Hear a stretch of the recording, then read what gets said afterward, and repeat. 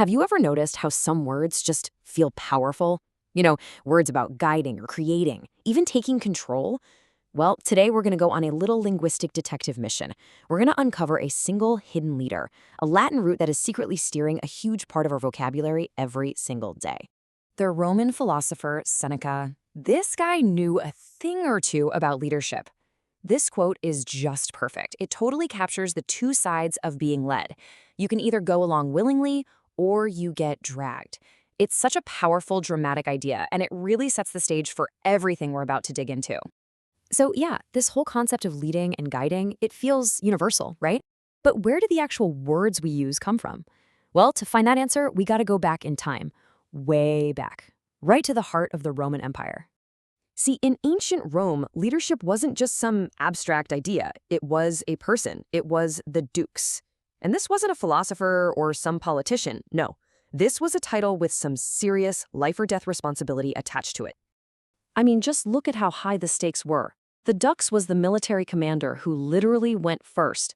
He was the one leading his legions into who knows what. He conducted them, he guided them, and if he messed up, thousands of lives were lost. This is where our word comes from, a real person making these absolutely critical decisions.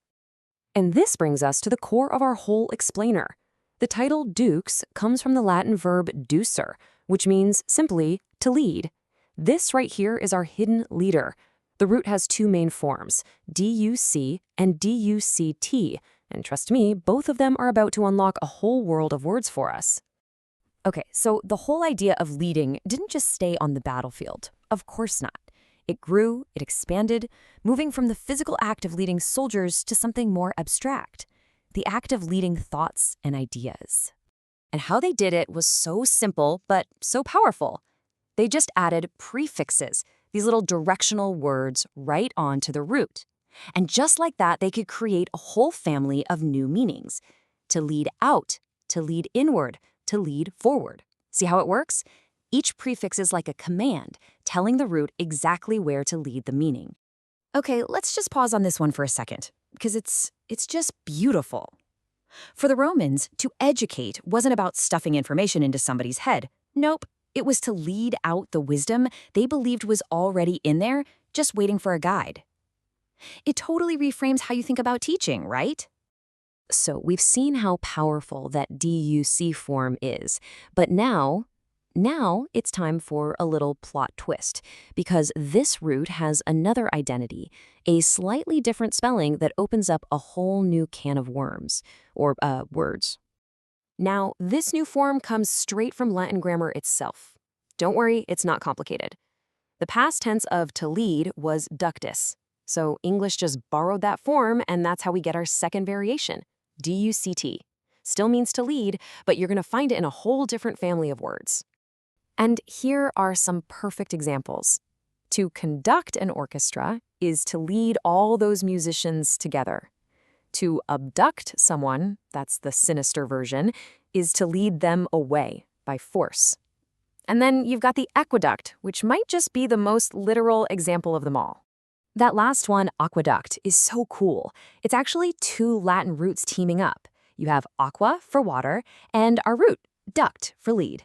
It's so incredibly simple and direct once you see the two points just sitting there. And there it is, those massive, incredible Roman structures that stretched for miles and miles. Their name means exactly what they do. They are water leaders. It's just this perfect connection between our ancient root and a physical, world-changing piece of engineering. All right, so we've seen this root build words for ideas and for giant structures, but what about the original word itself? What about the dux? Well, his story isn't over yet. In fact, it's about to take a very surprising detour right through the halls of power. So what did happen to him? Did the title just fade away when the Roman army did? Not a chance. It survived, and it evolved in a way that no Roman commander could have ever predicted. This timeline just lays out the incredible journey. The Roman dux becomes the medieval duke, the highest-ranking noble in the kingdom. Still a leader, but now of lands and people, not just soldiers. And then it takes one more fascinating leap in the powerful city-state of Venice. This is the big reveal. This is the aha moment. The leader of the Venetian Republic was called the Doge. And that word, D-O-G-E, it's the exact same word as the Roman military commander, dux. It's just been filtered through centuries of Italian pronunciation.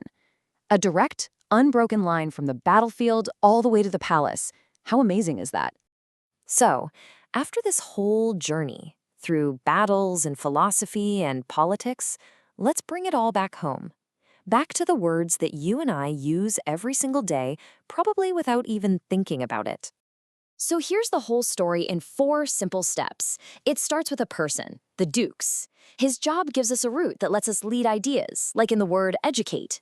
The root's grammar gives us a new form, duct, to build things, like an aqueduct. And that original title itself, it transforms into a noble one, the duke. You know, what this really shows is that from one simple, powerful concept, to lead, an entire web of meaning has been woven through our language. It's a hidden leader, shaping how we talk about everything from school to royalty to engineering.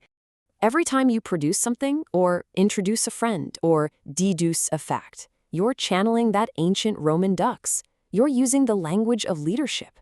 So I guess the only question left is, now that you can see how powerful this one little idea can be, what are you going to do with it?